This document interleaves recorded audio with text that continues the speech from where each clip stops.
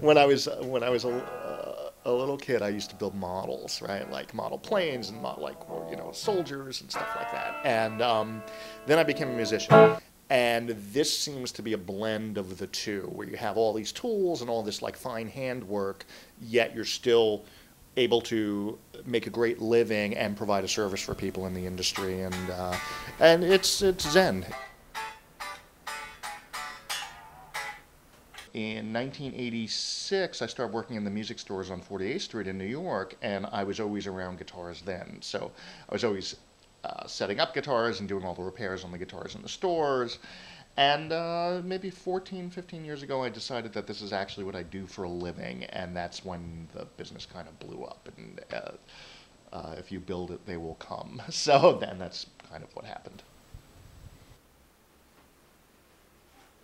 I'm friends with a lot of other people who do this in different parts of the country, and they're always astounded at the range of instruments that I work on, and it's primarily because it's in New York. If you're in a large city like New York, Nashville, San Francisco, Los Angeles, Austin, you're going to work on a humongous variety of instruments, and so it's there's not one particular thing. It's just constant inflow of instruments of different kinds.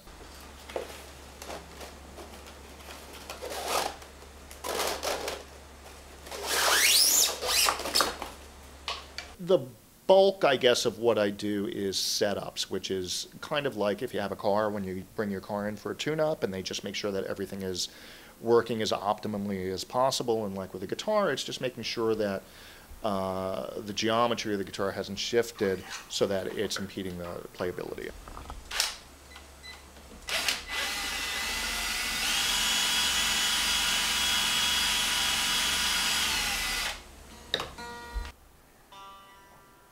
People have asked me, "Oh, why don't you do this in a store?" And I'm like, "No, you're thinking backwards. This is sort of the where you win, where you've done this in a store, then you get to open up in whatever environment makes you comfortable. And for me, it was my own home, and people come to you." There was a survey that said that the least stressful jobs that there were in musical instrument repair is the least stressful job that there is. So I'm fairly relaxed about this. It's a nice way to make a living. Yeah.